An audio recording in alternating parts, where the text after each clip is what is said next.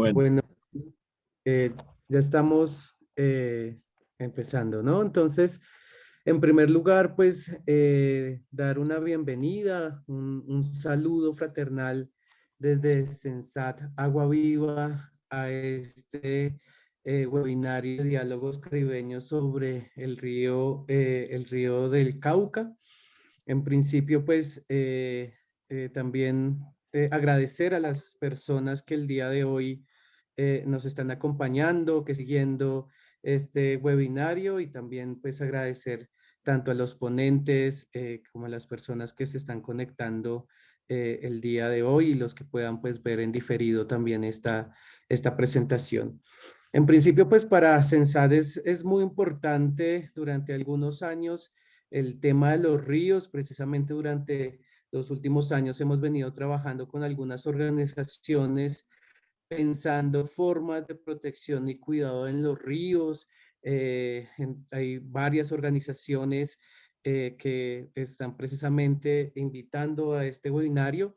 Y en el marco, digamos, de esas conversaciones hemos venido pensando y construyendo una propuesta de proyecto de ley que todavía sigue en una perspectiva de discusión, de perspectiva de modificación, de poder hablar también con comunidades ribereñas. Y de igual manera hemos lanzado una gran campaña en torno a la defensa de los ríos y protección de los ríos en Colombia. En este marco, digamos, de campaña, desde Sensada Agua Viva y las organizaciones que también hacen parte de un comité de impulso sobre este proyecto de ley, hemos venido pensando la posibilidad de realizar una serie de webinarios que nos permitan reflexionar sobre distintas herramientas, tanto jurídicas como también prácticas, en torno a la defensa y protección de los ríos. Y iniciamos hace, no sé, creo que 2 semanas, 3 semanas atrás, con un webinario que reflexionaba sobre los derechos de la naturaleza y los derechos de los ríos. Y el día de hoy quisiéramos entonces hacer una reflexión sobre una figura que más adelante podrán extenderse y explicarla con mayor detenimiento, de los guardianes de los ríos. Y bueno, un poco la idea es que este espacio sea un espacio de reflexión, sea un espacio también de entender esa figura en qué momento se encuentra, y de esta forma pues entonces darle la bienvenida y la apertura a este espacio. Le voy a dar la palabra al compañero de Sensada Agua Viva, Camilo Restrepo, que ha venido trabajando sobre el tema de los ríos, quien va a ser el moderador del día de hoy. Y desde Sensat, pues Agua Viva, darles la bienvenida y agradecerles también por su tiempo y por el espacio de escucha de este webinario. Muchas gracias. gracias Diego.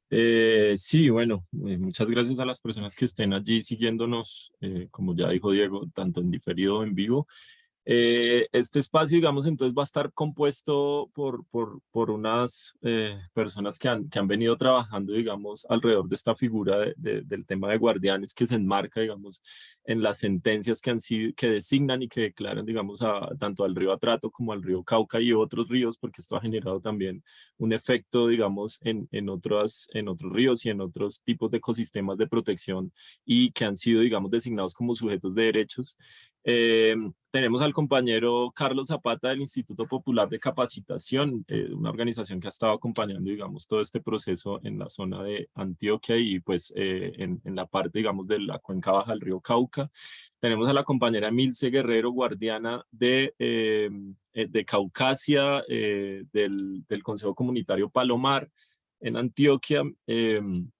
Y tenemos a la compañera Diana Murcia, que es una abogada ambientalista, investigadora y profesora de la Universidad del Bosque, que nos van a estar acompañando para presentar así rápidamente al público. Digamos, metodológicamente lo que vamos a hacer es ir dialogando con unas preguntas que tenemos, digamos, generadoras, orientadoras, y cada panelista va a tener un tiempo de 10 minutos para que pueda, digamos, dar sus impresiones a partir de las preguntas. Al final haremos como una síntesis y vamos a recoger un poco lo que se haya charlado acá y finalmente abriremos un espacio para que hayan la posibilidad de una interacción a través de preguntas y que podamos entender un poco más digamos, manifestar las inquietudes, las impresiones, los comentarios que hayan alrededor de este tema.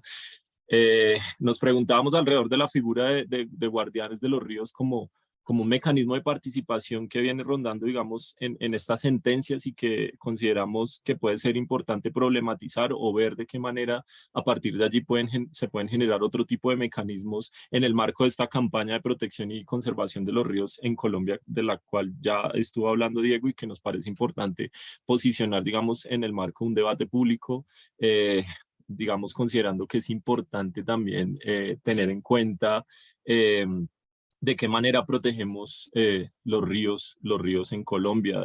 Simplemente para lanzar un dato, desde hace 30 años se han venido perdiendo alrededor del 77% de todas las coberturas forestales que rodean la macrocuenca Magdalena-Cauca. En la macrocuenca Magdalena-Cauca es donde se concentra más de la mitad de la población de Colombia. Entonces, para que tengamos en cuenta puntualmente ese tipo de elementos que de alguna u otra manera nos permitan reflexionar alrededor de este tema de la protección y conservación de los ríos. Entonces, voy a arrancamos con Carlos Zapata.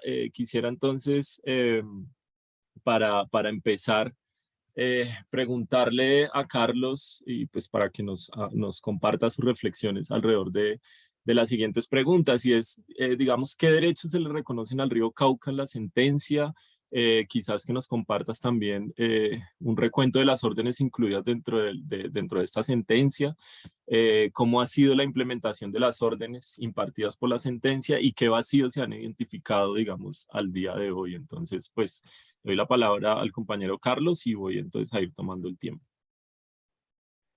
Muchas gracias, Camilo. Muy buenas tardes a todos y todos los que escuchan este webinario. Muy agradecidos por esta invitación. De entrada, aclaro cuál es el lugar del IPC dentro de esta estructura de la sentencia. Al igual que la sentencia T622, esta sentencia, que es la sentencia 038 de 2019, es emitida por el Tribunal Superior de Medellín, pero dentro de la jurisdicción de constitucionalidad. O sea, mejor dicho, es una acción de tutela, ¿cierto? Por medio de esta acción de tutela, se reconoce, se crea una comisión, un cuerpo colegiado de guardianes, y también se crea un equipo asesor. En la sentencia hacen parte del equipo asesor 3 entidades públicas, que son el Instituto von Humboldt, Corantioquia y la Autoridad de Acuicultura y Pesca. Y por solicitud de los guardianes, ingresó el IPC, el Instituto Popular de Capacitación, por el trabajo que venimos haciendo sobre todo en la cuenca del río Nechí. Entonces nosotros seríamos como el único componente de la sociedad civil dentro de este equipo asesor. Como les decía, la sentencia, voy a compartir pantalla, vamos a ver si me lo permite. Sí, si me lo permite. Ahí me están viendo, ¿cierto, Camilo? Sí. Perfecto. Entonces, digamos, básicamente, en síntesis, ¿qué tenemos nosotros en esta sentencia? O sea, la sentencia obviamente sigue la línea de la sentencia T622. No es una sentencia tan generosa, tan amplia como la T622, aunque la T622 también tiene sus limitantes. Que pesar pues que no pudimos contar con los guardianes del río Atrato, pero en otros espacios han también manifestado las dificultades para su implementación. Es una sentencia que realmente, hay que decirlo, no es una buena sentencia, no tiene una buena técnica en su elaboración, es muy general, muy abstracta, pero para nosotros sí tiene el valor político de que reconoce al río Cauca y toda su cuenca como sujeto de derechos, generando efectos intercommunities, o sea, efectos a todas las comunidades que se extienden sobre la cuenca desde el nacimiento en Palo Altará hasta su desembocadura en Barranco de Lobo. Ya dijimos que fue emitida por el Tribunal Superior de Medellín y también este asunto es importante. La sentencia se origina con ocasión de la contingencia de Hidroituango en febrero del 2019 y eso va a presentar algunos problemas serios en el sentido de que se está concentrando mucho en el área de influencia del embalse, del proyecto Hidroituango y aguas abajo. Pero el resto de la cuenca básicamente no se refiere la sentencia, solamente el reconocimiento de los derechos. Que valga saber, de entrada son 4 derechos fundamentales los que se le reconoce al río y a las comunidades ribereñas. Entonces sería el derecho a una vida digna, el derecho a la alimentación, el derecho a un ambiente sano, reconociendo el ambiente sano como derecho fundamental, y el derecho a la vida digna, al agua, perdón. Entonces, estos 4 derechos, como les digo, tienen efecto intercommunities para toda la cuenca y además se reconoce el derecho de futuras generaciones. Está compuesto básicamente de 5 órdenes que ahora las vamos a desarrollar y tenemos que básicamente la principal orden, que es como la tercera orden que aparece dentro de esta sentencia, es el reconocimiento del río Cauca y su cuenca, sus afluentes, como entidad sujeto de derechos a la protección, conservación, mantenimiento y restauración a cargo de EPM y del Estado, ¿cierto? Esa digamos que va a ser como la orden más específica que vamos a tener, porque lo otro van a ser unas órdenes, unas digamos es la composición del cuerpo de guardianes, el designar, ¿cierto? Una tutoría o una representación legal del río que estaría integrada entonces por el Ministerio del Medio Ambiente, el presidente de la República delega el Ministerio del Medio Ambiente y a través del Ministerio del Ambiente el vocero del gobierno es el director del recurso hídrico. Por parte de la sociedad civil vamos a tener un cuerpo de 13 guardianes, doña Milce, que ahora va a intervenir, en la que representa a las comunidades afrodescendientes.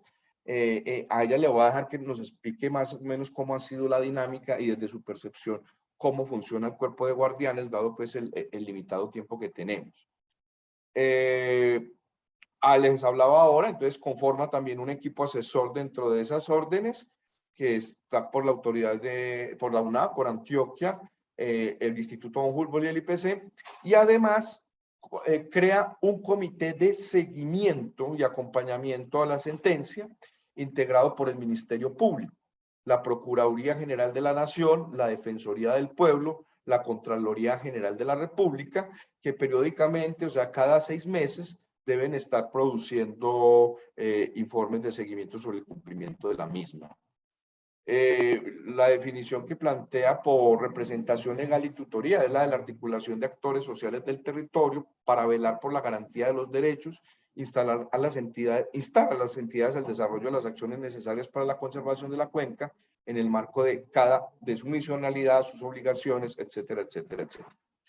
Entonces, la personería jurídica, como digo, está ejercida por el vocero del gobierno, Ministerio del Medio Ambiente, director de Recurso Hídrico, y por, en este momento, el vocero guardián es don Jaiber Mejía, que es representante de los pescadores del municipio de Cáceres.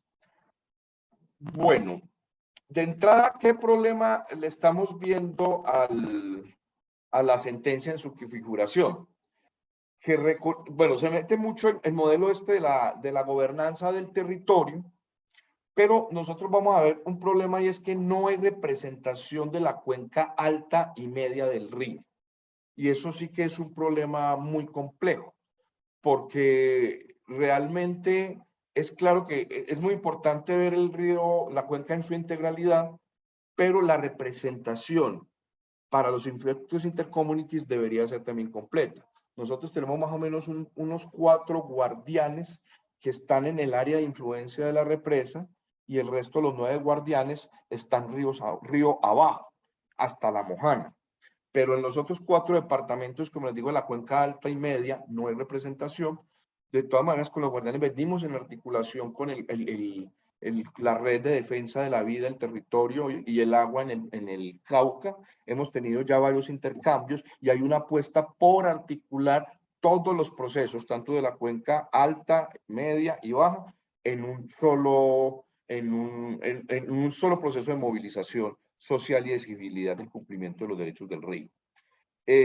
Ahí entonces, eso también tiene un problema, y es que la implementación de la sentencia en este momento ha estado concentrada en la construcción de un plan de acción específica en el marco de la Ley de Gestión del Riesgo por parte de EPM y la Gobernación de Antioquia, que excluye incluso los territorios que están por fuera de este departamento, concretamente en Sucre y Bolívar de la Mojana, que han tenido también serios impactos.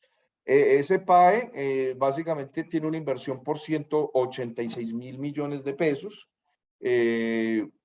Según la información que nos dieron en la anterior sesión de Guardianes, va a una ejecución cercana al 90%. Se ha pedido una prórroga en la ejecución de ese 10% restante hasta junio del 2023. Entonces, de ahí es donde viene el otro mandato. ¿Cómo ejercemos el otro mandato? Que es básicamente el de la protección, conservación, mantenimiento y restauración de la cuenca. Entonces, ahí la construcción que se ha venido desarrollando ha sido la de un plan. Realmente la sentencia ni siquiera mandata un plan, pero al interior de la comisión, tanto del cuerpo colegiado como también del equipo asesor, se ha optado que lo prudente es construir un plan de protección, conservación, mantenimiento y restauración. Ese plan también tiene el inconveniente que se ha generado discusión, y es que el gobierno nacional, el anterior gobierno nacional, y bueno, el director de recursos hídricos sigue siendo el mismo, básicamente tiene la política de que el plan se construye en el área de influencia del proyecto de aguas abajo, en una primera fase. Y se habla que mientras tanto, en las cuencas altas y medias, se trabaja con plataformas colaborativas, concretamente con los PONCA. Los compañeros del Cauca y del Valle del Cauca han cuestionado mucho el papel de las corporaciones autónomas regionales en la construcción de estos PONCAs. Básicamente ni siquiera han sido convocados para la construcción de los mismos. Entonces hay un reclamo también fundamental para que el ministerio, porque es el que lleva la política de que estos territorios no entran todavía en la construcción del plan integral de protección, conservación, mantenimiento y restauración, empiecen a ser incluidos desde ya. Yo creo que ahí ha habido una tensión. La otra tensión fuerte al principio fue la conformación del propio cuerpo colegiado de guardianes.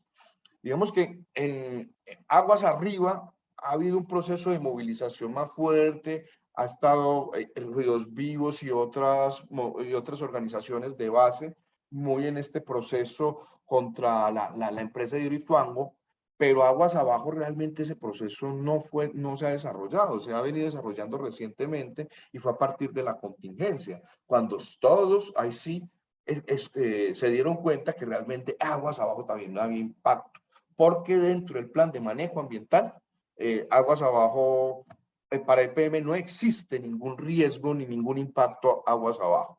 Ahí es donde está una discusión también fuerte, porque básicamente el río Cauca ha cambiado completamente su dinámica, su dinámica hidráulica. Recientemente ha salido una investigación de la Universidad de Córdoba contratada por EPM dentro de este plan de acción específica, denominada, se ha conocido popularmente como el estudio del bagre amarillo, y básicamente da cuenta del impacto que tanto la minería extractiva, sobre todo en el río Nechí, que es básicamente propiedad de Mineros S.A., quien posee un registro de propiedad privada de 37.000 hectáreas, o sea, eso lo hace dueño del suelo, el subsuelo, el lecho y demás, de toda la cuenca baja del río Nechí, más de 750 kilómetros. Eso es una acción, eso es algo único en el mundo. Y por el otro lado, Hidroituango, entre esos dos megaproyectos que han corporativizado estos ríos, básicamente han acabado con la capacidad hídrica y la posibilidad de migración de muchas especies migratorias que se encuentran en esta cuenca, debido a, como les digo, a estos procesos tanto de la industria eléctrica como hidroeléctrica como de la minería extractiva aluvial. Entonces, yo creo que se me está acabando mis 10 minutos. Entonces, para cerrar, yo creo que hemos tenido problemas también en ese encuadre entre, digamos, los representantes de Ríos Vivos y los guardianes aguas abajo. Entonces, Ríos Vivos muy recientemente se integra a las sesiones, apenas a partir de la octava de la anterior, y esto obviamente ha generado una reconfiguración que tal vez no haya marchado con suficiente fortaleza el proceso del cuerpo colegiado de guardianes debido a estas situaciones. Pero bueno, yo creo que se ha venido reconfigurando el proceso. Para nosotros tiene valor simbólico más que material la sentencia, porque les digo, tiene todos los problemas técnicos del mundo. El valor simbólico es en que las dos cuencas, tanto la cuenca baja del río Nechí como la cuenca baja del río Cauca, están corporativizadas y privatizadas, y el que el río tenga un reconocimiento como sujetos de derecho, a nosotros nos da un valor político para una disputa más estratégica frente a los estrados y los impactos judiciales y los impactos que estas empresas han generado en el territorio. Bueno, yo no sé, Camilo, cierto que se me acabó el tiempo. Yo creo que ya en el transcurso de la conversación, si surgen otras inquietudes, podemos hablar otros temas, pero yo creo que doña Milce también puede ampliar mucho cómo se ha sentido desde la experiencia de mujer guardiana, representante de comunidades afrodescendientes, la relación con el Estado y bueno, la relación también al interior del cuerpo de guardianes. Muchas gracias, Camilo. Listo, gracias, Carlos. Espérenme un segundo, estoy acá acomodando el tiempo para entonces darle paso a Emilce Guerrero, la compañera que es guardiana del Consejo Comunitario Palomar. Quisiera hacerle entonces, a partir de su experiencia vital, Emilce, digamos, ¿cómo ha sido el proceso de los guardianes de los ríos? ¿Cómo han sentido ustedes, digamos, esa relación de vocería como comunidades respecto, digamos, al Estado? ¿Si ha sido equilibrada esa relación o han habido, digamos, posibilidades de tener, digamos, mayor incidencia? Han habido, por ejemplo, en el caso, una de las órdenes centrales, por lo menos en el caso de la sentencia del Río Trato, es el tema de la garantía de los recursos económicos. En este caso, para ustedes, ¿han habido condiciones económicas que permita garantizar las funciones en términos de la afirmación de derechos, en términos de poder hacer pedagogía, sensibilización y difusión sobre la sentencia ahí, digamos, en las comunidades ribereñas? Entonces quisiera darle paso a Emilce y pues que nos comparta esa experiencia tan importante. Voy a tomar entonces el tiempo, Emilce. Adelante, gracias. Sí, buenas tardes, Camilo, y buenas tardes a todos, Carlos, y todos los que estamos acá conectados. Primero, dar gracias a Dios por esta oportunidad y también gracias a esta invitación. La idea es aportar desde el territorio y ayudar a construir el territorio mismo. En esta experiencia que tenemos como guardianes del río, ya Carlos explicó qué en sí era la sentencia, ¿verdad? Ahora nosotros, ¿cómo ha sido esa forma de desarrollar, diríamos así, que el trabajo de nosotros como guardianes? Nosotros como guardianes somos 13 y hemos sido elegidos por nuestras comunidades, fueron las que fuimos allá y nos eligieron para llegar a este espacio. Lo otro es que estamos por sectores, así como les explicaba Carlos, hacia la parte de la Mujana hay 3 compañeros. Hay un compañero de la comunidad indígena, estoy yo de la comunidad afro, está otro compañero de... ¿Aló? Sí, te escuchamos, te escuchamos. Bueno, Emilce. está otro compañero que representa el tema de los pescadores, está otro compañero que representa el gremio de los barequeros, está otro compañero que representa el gremio de estas organizaciones que son agroecológicas y está los otros compañeros que luchan en el tema de cómo son los de Ríos Vivos. Bueno, todo esto es con el fin de que hayamos diferentes agremiaciones en este cuerpo colegiado. Nosotros hemos estado articulándonos entre nosotros, algunos no nos conocíamos, ya empezamos a articularnos con el tema de Ríos Vivos, ya adelantamos el tema del reglamento interno, ya hemos avanzado en esa parte. Con el del gobierno, que es el del recurso hídrico, el guardián del recurso hídrico, que es el que está asignado por el Estado. También con él ya se han hecho varias secciones, ya vamos en la 8ª sección. ¿Qué hacemos en esas secciones?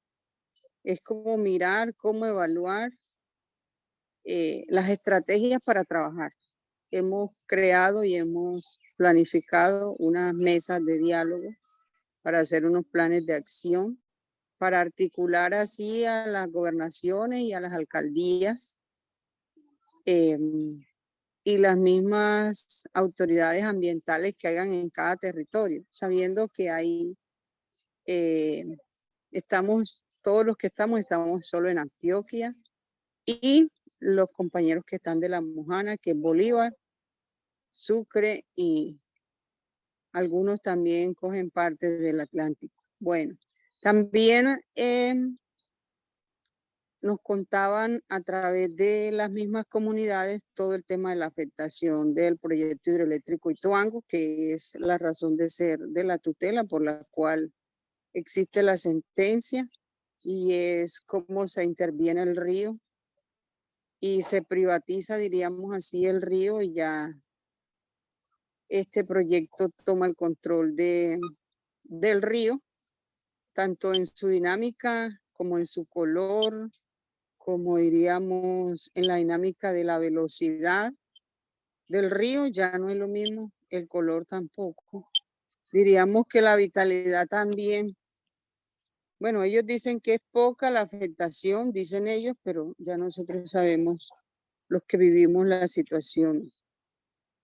Hoy precisamente empieza ya la activación de la segunda turbina para empezar a entrar en funcionamiento. Diríamos que es un proyecto que quizás a la mentalidad que ellos se las trazaron, pues les está dando resultados. Y a nosotras las comunidades es mirar de qué manera, como se dice, se haga ese derecho a la restauración y a la recuperación, a la protección y al mantenimiento del río. ¿Qué espacio nosotros vemos que nos hace falta que hay esas lagunas o hay esas debilidades? Una de las debilidades es que de donde nace el río, que es importante, necesitamos ahí tener también guardianes, que no está contemplado todavía. En la sentencia está contemplado en los diálogos internos que hemos tenido con los compañeros de arriba del Cauca. ¿Qué otra también? Hemos visto también el tema de la sostenibilidad. Ahí en la sentencia no asignaron ninguna clase de recurso para nosotros hacer nuestros encuentros, nosotros hacer esa estrategia de utilizar pedagogías para ir hasta cada comunidad y desplazarnos. No tenemos unos vehículos de desplazamiento porque somos organizaciones comunitarias o diríamos así, que no somos entidades, sino comunidad. Entonces no tenemos ese recurso, esa forma. Y si algún proceso debiéramos hacer, debe ser de cuenta de nosotros. Y hasta ahorita pues no lo tenemos. Siempre que nos reunimos es porque casi siempre EPM es el que provee ese dinero. Entonces en esta también hay esa falencia. Lo otro es que nosotros como sociedad civil, diríamos que el Estado no nos ve como una autoridad, como nos lo dice la sentencia, porque seríamos una autoridad civil, bajo un marco, diríamos, que nos lo da la sentencia. Los alcaldes no nos miran así, los gobernadores menos. Las empresas tampoco. Y está sentenciado EPM y el Estado, que es la gobernación, que es el mismo gobierno y que son las alcaldías. Entonces es otra falencia el no tenernos en cuenta como, o no reconocer que somos esa autoridad civil. Otra, diríamos que también como para mejorar o falencias que se le ve a la sentencia también es que ellos sentenciaron al Estado y a la empresa EPM directamente, pero no la obligan a que cumpla lo que dice la sentencia. Entonces también es otra falencia que hay ahí. La idea es que entre todos trabajemos. Se agradece mucho al IPC que ha estado muy a la mano ahí, porque los asesores que tenemos también hacen parte, al parecer ser del mismo estado, y no tenemos ese apoyo de un, diríamos así, gubernamental, sino que todos son del mismo estado, no hay ese apoyo fuera del IPC, otras organizaciones, otras ONG que vayan con el tema de derechos humanos o con el tema de ayudarnos a nosotros como comunidad. Entonces, sí, estaríamos hablando en el tema interno nosotros ya los guardianes de cómo hacer para nosotros fortalecer esa parte, porque es nuestra debilidad también. En algún momento porque nos hace falta conocimientos jurídicos, porque ninguno de nosotros pues lo somos. Pero por otro lado, porque como ya sabemos que hay unos gobiernos que se apropian de los recursos naturales y los vuelven privados, y entonces esto también es una dificultad grande, el tema del orden público, porque es complejo también ejercer una autoridad donde no hay respaldo de la institucionalidad, porque nosotros en el área rural no hay institucionalidad. Vivimos a la merced de la misericordia de Dios y de los grupos que hay. Entonces es bastante complejo también uno hacer cumplir una sentencia que haya dado un juez sin acompañamiento y sin garantía de protección, porque nosotros como líderes hemos estado teniendo bastantes ataques y hemos dicho a la Defensoría del Pueblo y a la Contraloría el tema de la protección a nosotros como líderes, y tampoco eso se ha hecho no se ha hecho, mejor dicho, no se ha hecho. Entonces, no sé si se me acabó el tiempo, Camilo. No, aún te queda tiempito si quieres compartirnos alguna reflexión más. Yo te aviso cuando queden 2 minutos. Bueno, la reflexión es que todos los que estamos acá, yo creo que nos duele el recurso, ¿cierto? Los recursos naturales, como vemos la problemática del cambio climático y el calentamiento global, yo creo que es responsabilidad de todos y muy importante proteger el agua. Si no hay agua, no hay vida. Y para los que tenemos conciencia, el río es sagrado, las fuentes hídricas son sagradas. Y no solamente es el río el que tiene el sujeto derecho, sino todos los afluentes que caigan al río Cauca, siendo el río Nechí su principal afluente, ¿cierto? Entonces, las quebradas, todo. Entonces, diríamos que es tarea de todos, y la metodología que nosotros pensamos es trabajar desde los niños, porque esto es para las futuras generaciones. Tener esa estrategia de ir a los colegios. Personalmente hago ese ejercicio, voy a las escuelas, los otros consejos, las otras comunidades también voy y las visito, pero se limita uno solo alrededor, siendo el río tan grande por el tema del recurso y del transporte. Entonces hay que buscar la estrategia de cómo hacer que a través de los medios y también presencial se divulgue más el tema de la sentencia. Es como la recomendación, que nos apoyen ahí.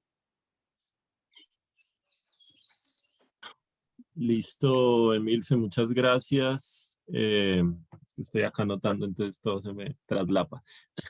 Muchas gracias por compartirnos tu experiencia. Digamos que es muy importante poder tener directamente de la mano de las personas que digamos, en carne propia, de manera vital, están allí, a partir de lo que tú decías, ¿no? Poniendo el pecho, digamos, respecto a estas situaciones y a estos contextos pues de conflicto armado que todavía nos atraviesan, ¿no? Por más que hayan habido, digamos, situaciones que estén en perspectiva de buscar una paz total, como lo denomina el gobierno actual. Entonces, a continuación, quisiera entonces preguntarle a Diana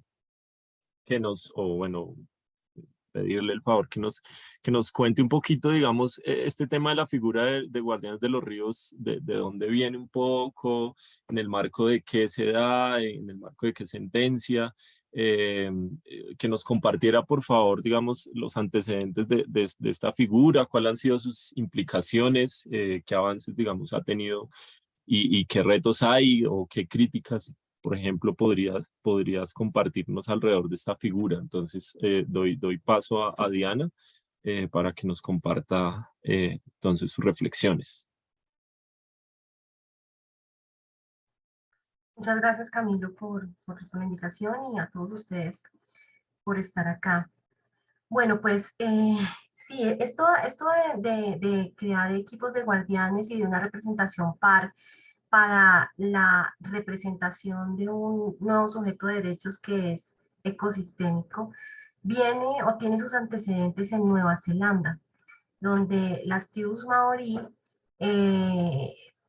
han venido reivindicando desde hace muchísimos años la desposesión, ¿no? El impacto de la desposesión de zonas y ecosistemas que son vitales para su existencia como pueblos.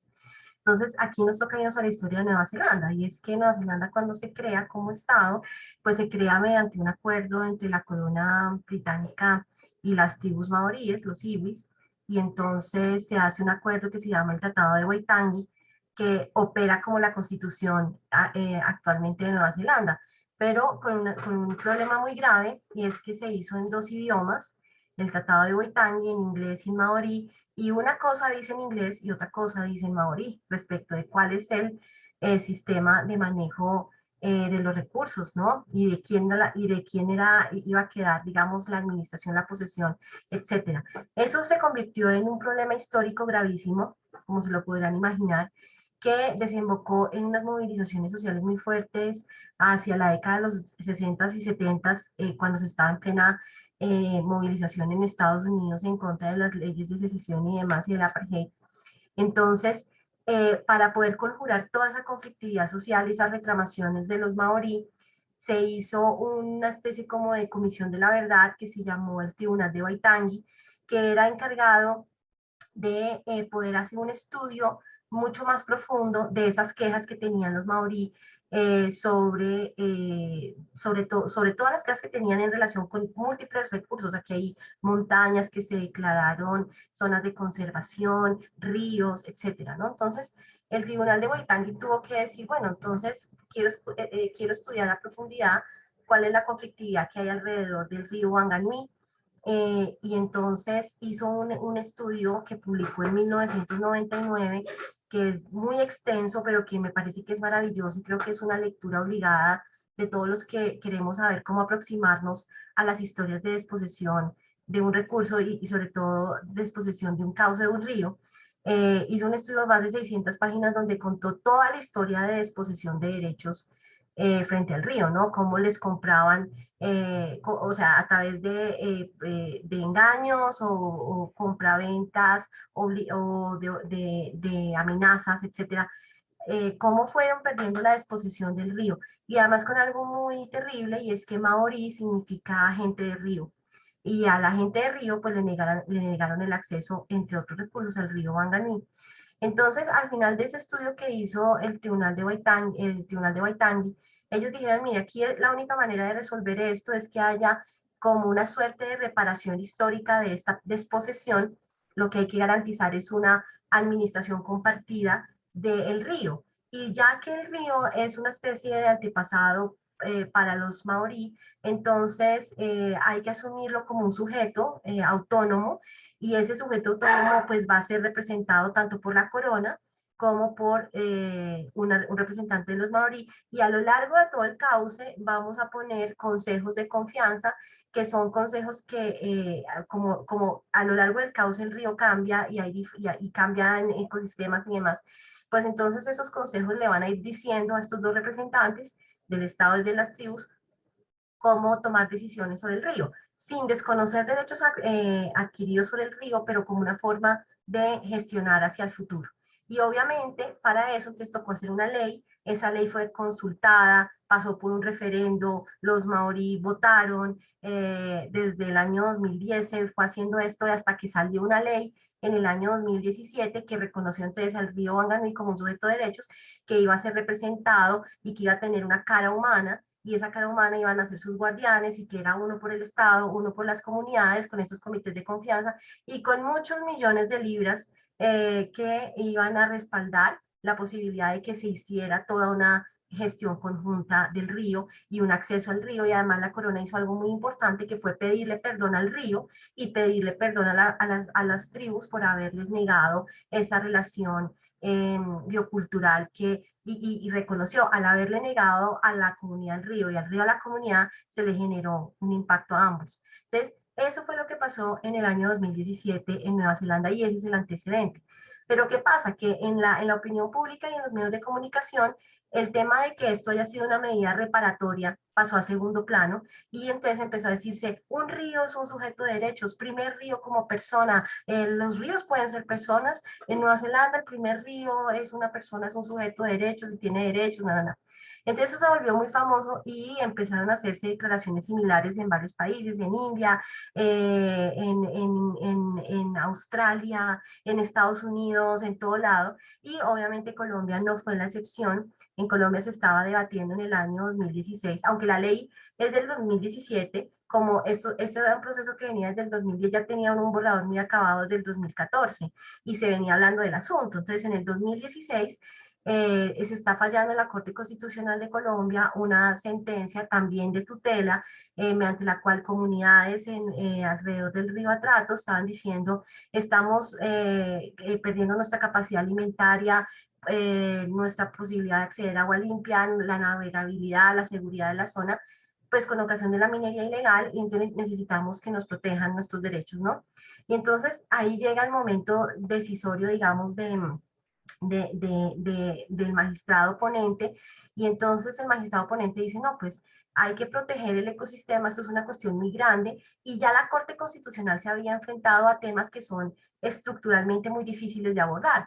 Y cada vez que había una situación muy difícil de abordar, entonces la Corte emitía lo que se llaman las macrosentencias o sentencias estructurales, donde declaraba un estado de cosas inconstitucional, es decir, que todo estaba mal en algún asunto, por ejemplo, en el tema de las personas recluidas en las prisiones, en las pensiones o en la salud, etcétera. Entonces ya había, o en desplazamiento, que es, digamos, la sentencia más famosa de estado de cosas inconstitucional. Y entonces el magistrado propuso una figura y dijo, aquí es tanto, tan terrible todo lo que está pasando, que deberíamos hacer un estado de cosas inconstitucional frente al río Atrato y hacer una sala de seguimiento de la Corte para poder definir, digamos, esto aquí y poder hacer un seguimiento de todo lo que pase, la gestión de las autoridades para proteger al río y a las comunidades, ¿no? Pero no aceptaron eso en la Corte. Y entonces, como no aceptaron eso en la Corte, le dijeron, no, o sea, nosotros no vamos a abrir otra sala de seguimiento porque no tenemos capacidad para hacer eso. Entonces les tocó inventarse algo más. Entonces sus magistrados auxiliares dijeron, no, pero es que nosotros leímos que en Nueva Zelanda hay un río que fue sujeto de derechos y entonces lo representan, entonces lo que podríamos hacer es que no haríamos ese trabajo en la Corte, que es muy difícil acá, sino que más bien le dejamos esa tarea igualitariamente al Estado y a las comunidades, imitamos, digamos, esta declaración, y con eso se abre un escenario de participación interesante y reconocemos que hay derechos bioculturales en Colombia, ¿no? Que son los derechos de las comunidades vinculados a los ecosistemas y de los ecosistemas vinculados a la forma de vida con las comunidades. Y dijeron, claro, excelente, es una gran idea. Sale entonces la sentencia del río Atrato en el año 2016, pero sale con un problema muy grave que creo que Carlos señaló al comienzo. Él lo dijo como de técnica, y es verdad, es un problema de técnica muy grave, porque lo que se dice es, vamos a declarar al río Atrato como un sujeto de derechos, y en dos pies de página dicen, así como en Nueva Zelanda se declaró al río Wanganui. Pero entonces le mocharon ahí una parte importante, y la parte importante es que no, el punto central no era declarar a un río como un sujeto. El asunto central allá era la reparación histórica y la gestión hacia futuro. Y que además a eso le metieron muchísima plata, porque es que esto sin plata pues no funciona, no funciona nada, esto es muy difícil, ¿no? De que simplemente funcione con buenas intenciones. Ese es el antecedente, y ya que la Corte Constitucional dijo eso, pues entonces vino después la sentencia de Amazonas, donde entonces la argumentación es muy similar. Es, ya que hay un río en Nueva Zelanda y ya que el río Atrato también es sujeto de derechos, pues ahora la Amazonía va a ser sujeto de derechos. Y después dijeron las abejas, y después dijeron otros 10 ríos. Entonces, pero en realidad si uno mira el contenido de la sentencia, nadie sabe qué significa que un río sea un sujeto de derechos porque eso nunca se desarrolló. Ese es un primer problema que hay alrededor del trasplante jurídico, es decir, se trasplantó una figura pensando que iba a ser una figura que se iba a poder usar casi que de la misma manera y que iba a ser exitosa de la misma manera, y no, porque el trasplante estuvo mal hecho, ¿no? Eso es lo primero. Lo segundo es que se inserta en una matriz, digamos, de participación ciudadana en Colombia, o una cultura de participación en Colombia que es muy fregada. ¿Por qué razón? En primer lugar, porque en general en Colombia desde el año 2003 que se hizo un estudio, la Fundación Corona hizo un estudio sobre participación ciudadana y creo que dio con el punto y dijo, en Colombia hay muchos espacios de participación, pero la participación no termina con influencia de esa participación ciudadana en las decisiones finales. Es decir, al final de cuentas, la participación en Colombia en general es asistir a una especie de ritual de encuentro sin que las personas realmente puedan incidir en lo que están participando, ¿no? Eso en general. Y lo puedo decir, hace poco estuve en un proceso judicial en el cual el Estado pasó, en su extensivo alegato, pasó más o menos 40 páginas en las que demostraba que tenía una participación ciudadana envidiable en protección de personas defensoras. Y habló de todos los comités, de todas las reuniones, de todos los lugares donde se hacen esas reuniones. Y me dice, claro, pues sí, hay mucha gente asistiendo ritualmente a esas reuniones, pero eso no significa que las personas defensoras de derechos humanos en Colombia estén protegidas. O sea, hay una enorme diferencia y una enorme distancia en esas dos cuestiones. Ahora, peor en temas ambientales, porque el problema en Colombia de los temas ambientales es que toda figura jurídica que funcione para proteger a un ecosistema es decantada automáticamente o es derribada. El caso más claro es el de las consultas populares. Cuando empezaron a funcionar para proteger de forma estricta los ecosistemas, la Corte misma constitucional, ahí ya no tan ecológica, porque yo disiento de la postura general de que la Corte Constitucional en Colombia es ecológica. Creo que no es así, creo que es un mito y creo que hay que derribar ese mito. Yo creo que es, de hecho, muy antiecológica de nuestra Corte Constitucional y su jurisprudencia particularmente en los últimos tiempos.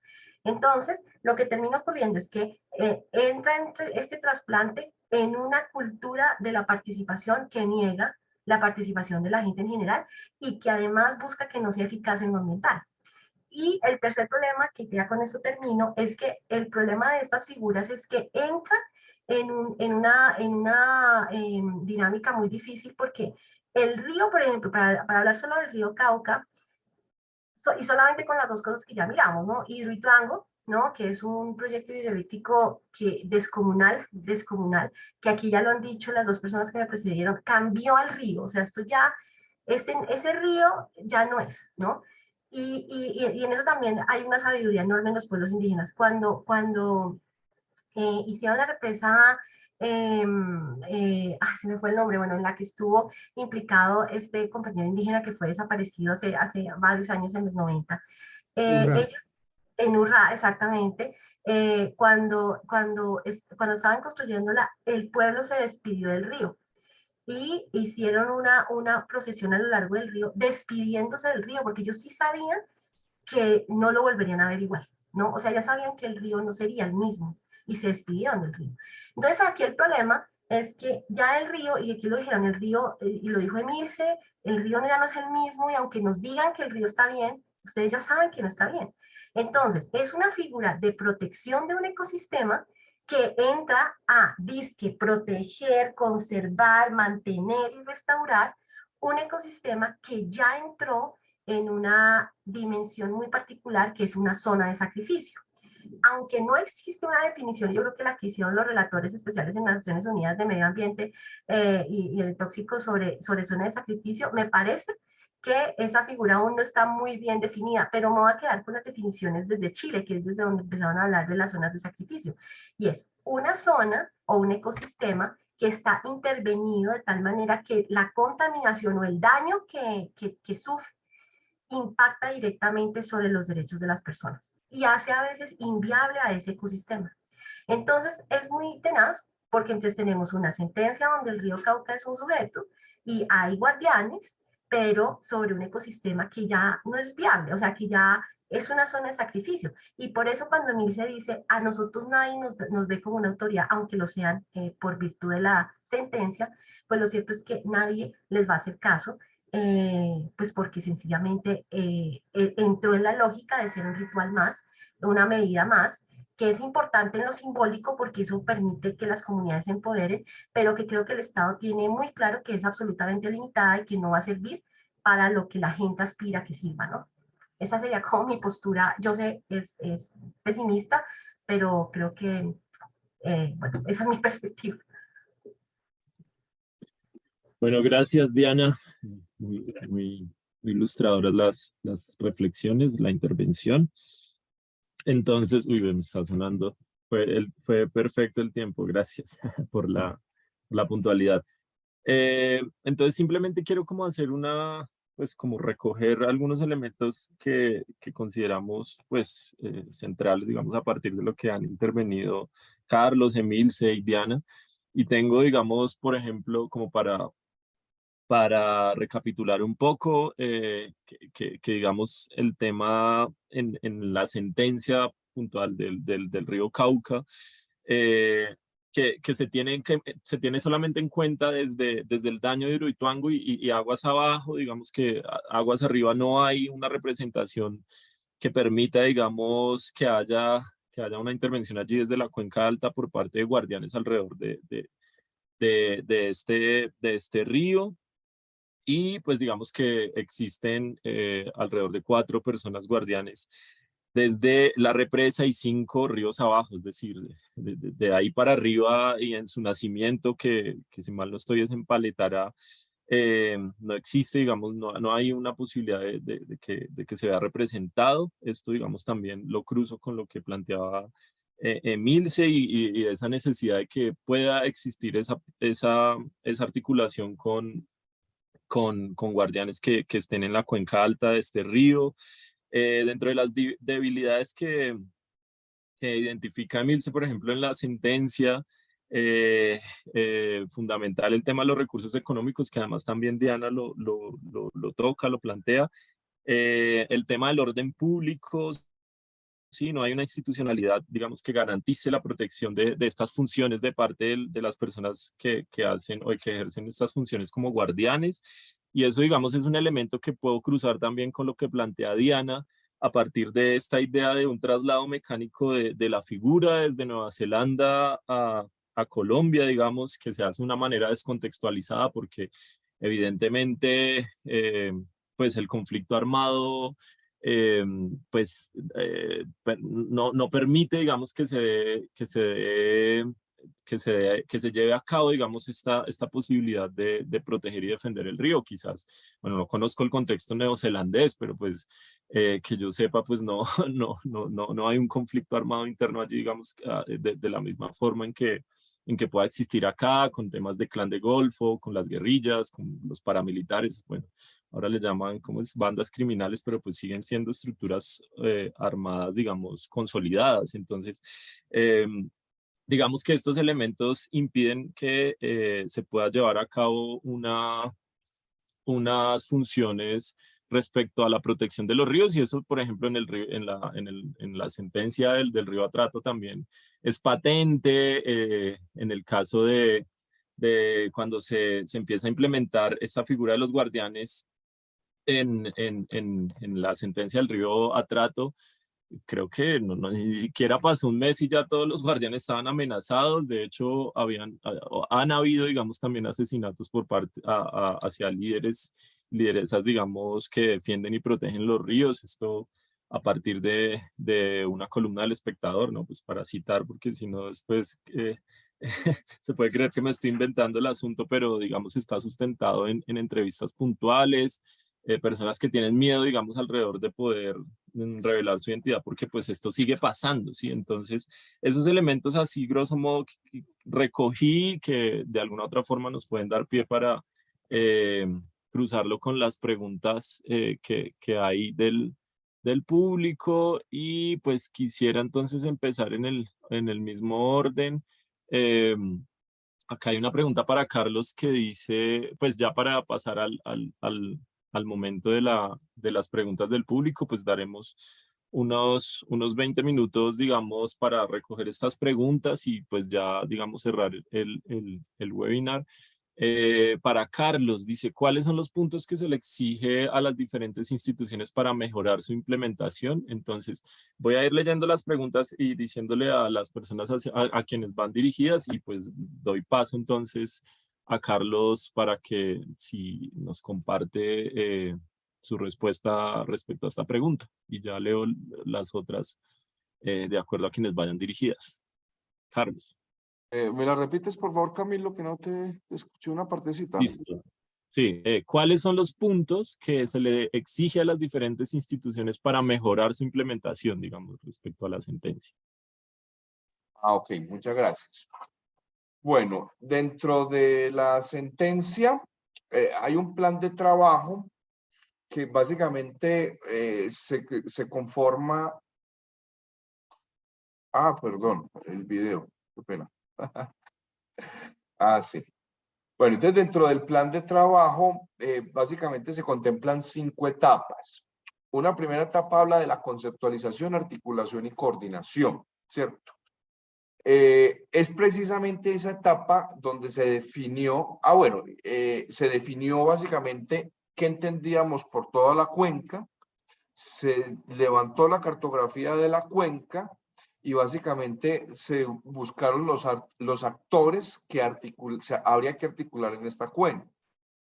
De entrada estamos hablando que obligados serían 9 departamentos, 228 municipios y de esos 7 ciudades capitales.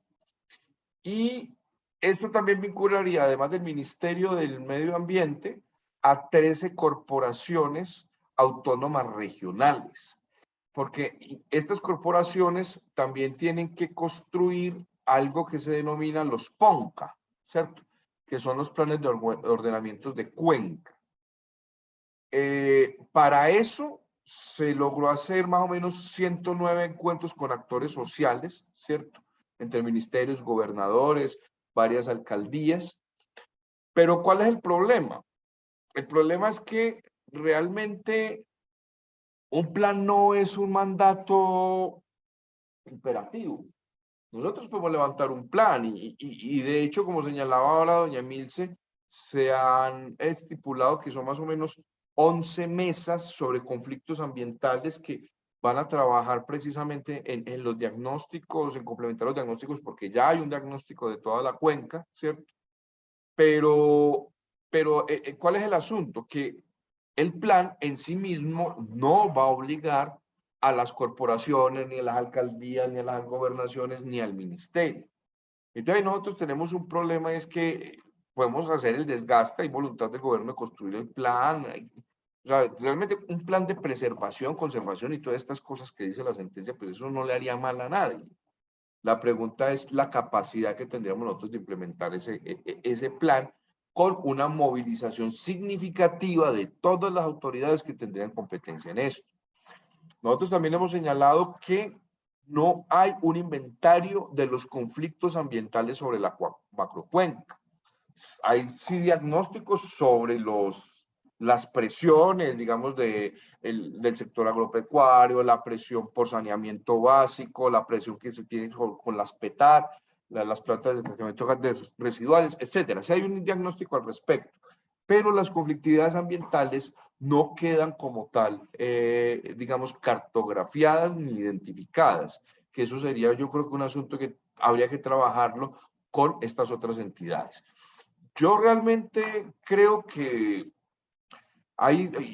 yo creo que me uno más a la iniciativa que está en este momento liderando Sensad, y es precisamente plantear una ley como para que prácticamente estos criterios que han configurado los ríos como sujetos de derecho se puedan expandir a todos los ríos, a todas las cuencas, ¿cierto? O sea, realmente no tenemos por qué discriminar entre el Atrato y el Cauca, el Magdalena u otros ríos que no tengan realmente este tipo de declaratorias. Entonces, el volverlo una ley general, yo creo que posibilitaría precisamente esas exigencias frente al Estado en materia sobre todo de compensación y restauración de ecosistemas y de comunidades. Ahí yo creo que es donde está precisamente el reto, pero en este momento no tenemos realmente un instrumento vinculante que así lo permita. Y por eso vemos que el gobierno saliente de Duque nos deja un COMPES para la Mojana por más de 2.3 billones de pesos. Un COMPES que lo que busca es cercenar más la dinámica de estas aguas abajo, sobre todo en la Mojana, que ustedes han visto que han sido impactadas seriamente durante esta ola invernal.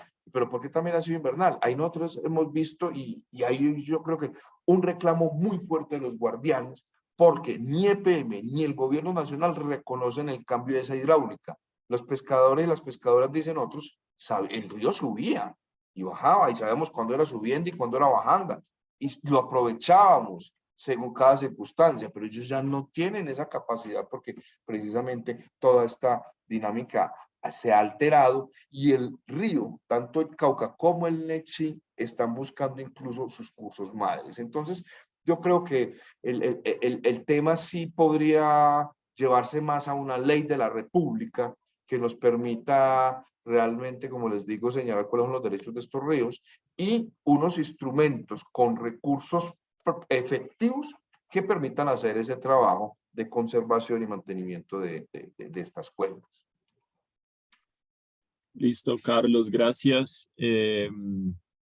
Quisiera entonces hacerle esta pregunta que hay también desde el público a Emilce, y es, digamos, para ustedes como guardianes, ¿qué otro mecanismo institucional creen que sería útil para fortalecer la protección de los ríos y la implementación de las sentencias?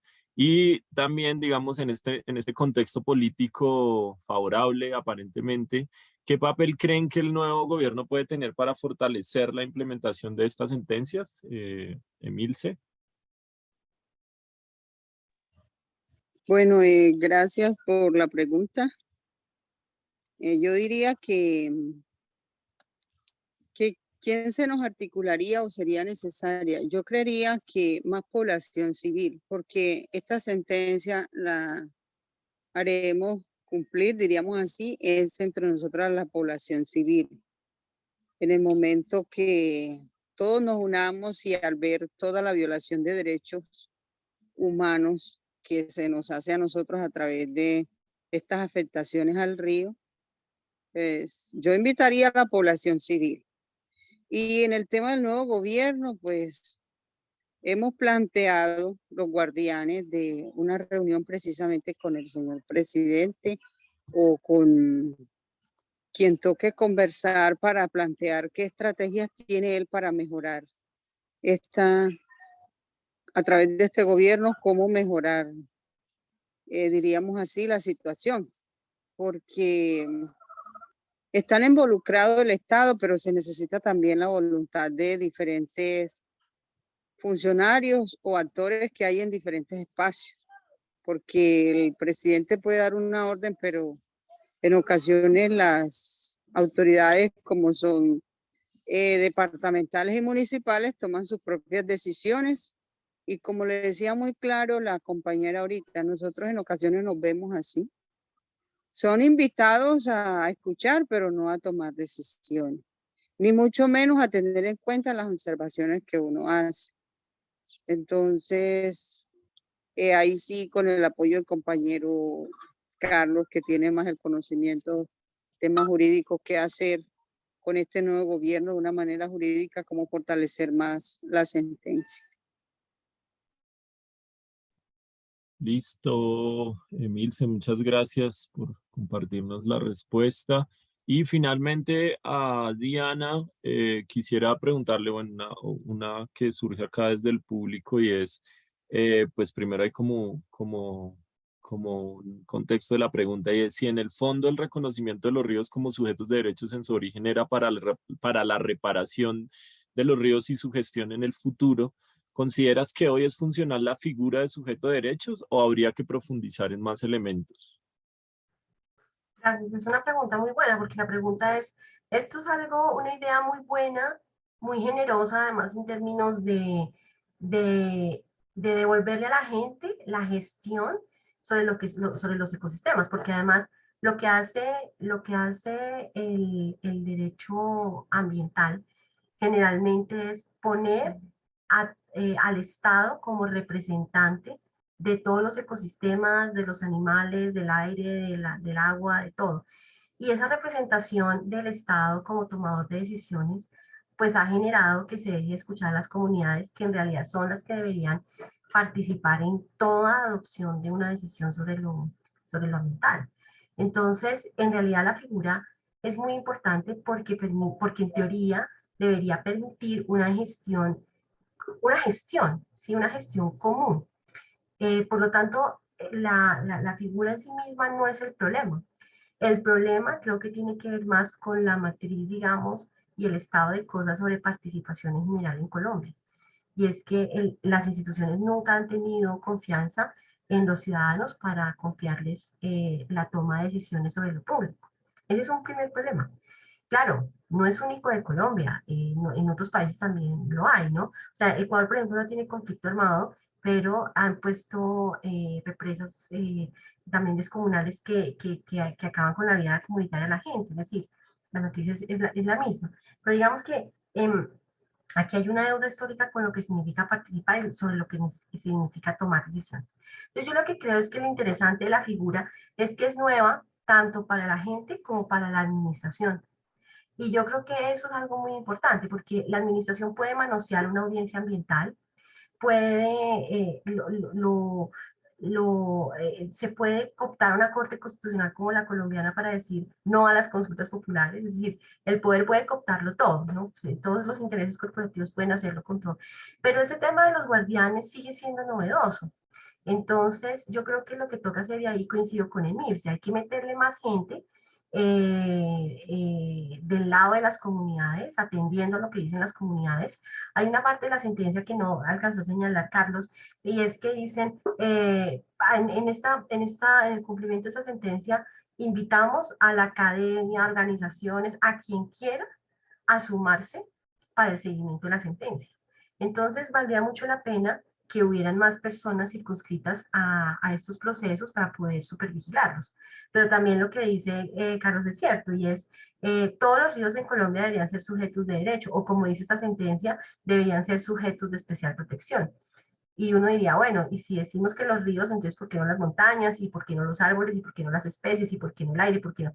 Al final de cuentas, todo el ecosistema que es el sustrato material para poder desarrollarnos como sujetos nosotros, como personas, y para poder supervivir y pensar que habrán otras nuevas generaciones, pues todo depende del medio ambiente. Entonces, en teoría, todo el medio ambiente debería ser considerado un sujeto de especial protección, ¿no? Pero como vamos con partes, yo creo que este es el gran laboratorio, o sea, este es uno de los grandes laboratorios y es ver, bueno, comunidades por orden de la justicia tomando decisiones y siendo vistas como autoridades y siendo escuchadas desde su sapiencia comunitaria, desde los saberes, que además también el respeto por los saberes comunitarios es un derecho internacionalmente reconocido, entonces tomando decisiones, objetando decisiones y haciendo las constancias del caso, ¿no? Entonces yo creo que lo que hay que hacer es tomarse la figura. Los estados siempre tienen una forma muy particular de pervertir nuestras grandes ideas. Sí, las grandes ideas las pervierten, las cambian totalmente. Creo que hay que seguir insistiendo hasta tanto sea una herramienta y sea útil, pues tomar esas figuras y adoptarlas y amalgamarlas a las formas sociales, ¿no? Para que ellos no tengan tiempo de cooptarlas y de pervertirlas. Creo que esa sería mi opinión. Gracias, Diana. Pues quisiera dar, digamos, la posibilidad para, antes de darle unas palabras de cierre a Diego, de si quieren añadir algo respecto a esto, si se les pasó algo, Carlos, Emilce, Diana, respecto a las otras preguntas que hubo, si quieren complementar o añadir o digamos, quizás cuestionar algo, esta posibilidad, no sé. Carlos. Sí, gracias Camilo. Ya como última intervención, yo quisiera resaltar algo. Estoy muy de acuerdo con lo que ha planteado Diana. Yo creo que desde una perspectiva de ecología política, yo vería estos espacios de gobernanza por parte de las comunidades como una posibilidad de movilización. y así lo estamos entendiendo tanto, sobre todo con el cuerpo de guardianes, porque el gobierno anterior no lo veía antes como un problema, ¿cierto? Nosotros lo que estamos intentando es que hay una gran juntanza por el Cauca. Son 9 millones de personas más o menos los que estarían comprometidas con esta sentencia. Y yo creo que el asunto es en la posibilidad de movilización ciudadana en defensa de su cuenca. Si eso no se hace desde un tratamiento político, yo creo que estas órdenes judiciales hemos visto que tienen dificultades en su implementación. Si tenemos un valor simbólico que para mí, bueno, si hay un sujeto de derechos porque hay unos derechos y digamos sentencias como la del Cauca efectivamente lo reconoce. Y yo creo que esa posibilidad vía jurisprudencial nos permite generar una estrategia jurídica, como les digo, sobre todo en el campo de la privatización de los bienes comunes. Puede ser una perspectiva, digamos, algo optimista e ingenua, pero yo creo que vale la pena meterle. O sea, digamos, me han preguntado en otros espacios si vale la pena esa comisión de guardianes, si vale la pena que el IPC esté asesorándolo, digamos, muy incluso aparte del funcionamiento del equipo asesor, porque, seamos sinceros, el equipo asesor no funciona como equipo asesor. Han querido a veces como decirnos, no, nuestra postura se toma en consenso y nosotros lo que hemos reivindicado somos el componente civil dentro de la sociedad civil, dentro de este equipo asesor, entonces déjenos vocería aparte y eso lo hemos venido reivindicando. Entonces yo creo que sí vale la pena meterle, yo creo que es importante, hay que ver más las expectativas, no creo que vayan a transformar precisamente los ríos de cuenta de que las comisiones de los guardianes del río operen o no, pero yo sí creo que debíamos meterlo a ese proceso de movilización política, nutrir a los guardianes, al cuerpo de guardianes, y no solamente que sean más grandes estos cuerpos, sino que realmente puedan articular las diferentes organizaciones que están en proceso o que tienen agenda de defensa del territorio. Digamos, en el caso del río Nechí, tenemos 65 organizaciones de base que hacen precisamente parte de la red pluriétnica de defensa del territorio y los derechos humanos. Los guardianes del río también están metidos ahí y la idea es precisamente que todas estas comunidades ribereñas articulen estas redes y que los guardianes y las guardianes puedan precisamente potenciar ese trabajo en movilización política, más que la expectativa que podamos tener del cumplimiento de una sentencia judicial. Y lo otro que me parece interesante de los guardianes es que es un espacio de participación que no está en la esfera de los gobiernos, sino que ha sido creado por una esfera judicial y eso le da un cierto nivel de autonomía y también de presión al gobierno, que básicamente por lo menos funciona digamos que en perspectiva de cumplir aunque sea las órdenes, en un checklist, a ver si va cumpliendo las órdenes de las sentencias. Pero bueno, eso por lo menos los obliga a sentarse con la sociedad civil, cosa que no se logra hacer en otras áreas de trabajo. Bueno, con eso cierro, Camilo. Muchas gracias por el espacio. Una feliz tarde. Gracias, Carlos. Milce y Diana, ¿quieren añadir algo antes de cerrar? ¿Sabes que se les haya pasado o algún comentario final? Bueno, sí, Camilo, y agradecer ya por el espacio que nos vamos a despedir. Y yo lo que quiero decir es que yo sí creo que si nos unimos podemos transformar. Nos unimos nosotros como población civil y yo creería que articulados con ONG y temas de derechos humanos y esto ya el Estado debe de prestar atención. Y si no, pues lo hacemos entre nosotros, porque tenemos las ganas, tenemos la voluntad, tenemos el empeño, hemos dispuesto de nuestro tiempo, de nuestra salud, de nuestras familias. De por sí ya hemos perdido mucho el tema del recurso hídrico y también esto afecta la fauna y esto afecta la flora, porque si se erosionan las orillas de los ríos, se caen los árboles, y si se caen los árboles, se caen estos nidos de estas aves, y si se caen las aves, son las que ayudan a que la polinización y en fin, todo esto va articulado lo uno con lo otro. Entonces, mi reflexión para todos es que si nos unimos entre todos, yo creo que sí podemos. y que desde el territorio podemos construir territorio.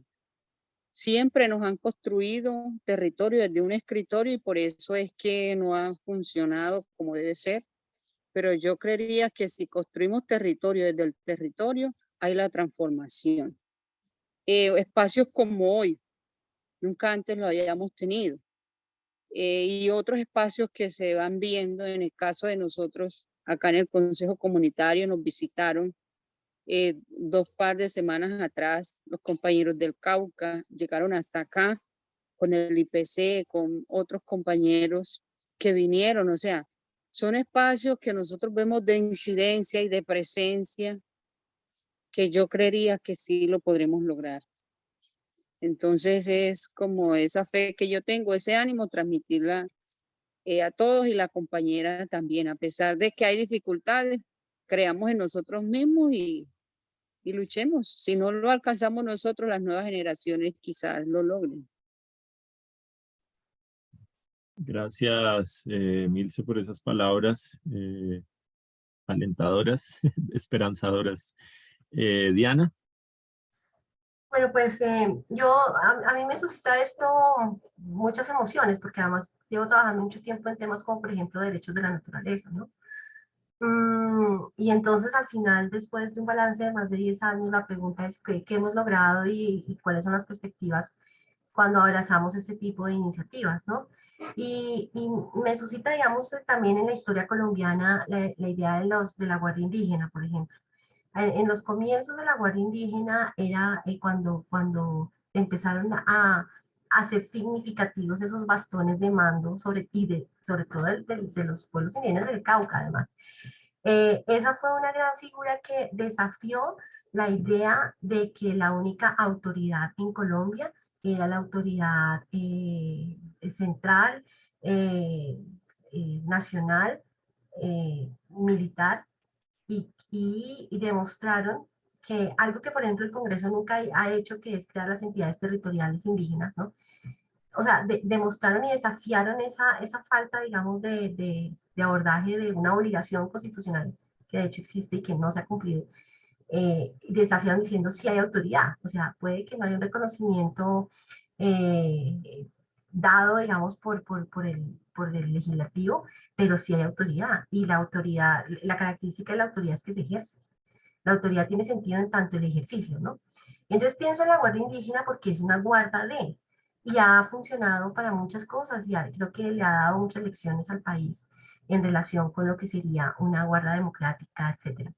Y pienso que la figura de los guardianes también trae esa misma palabra, ¿no? Que es lo que se guarda, y ser guardián y protector de algo, ¿no?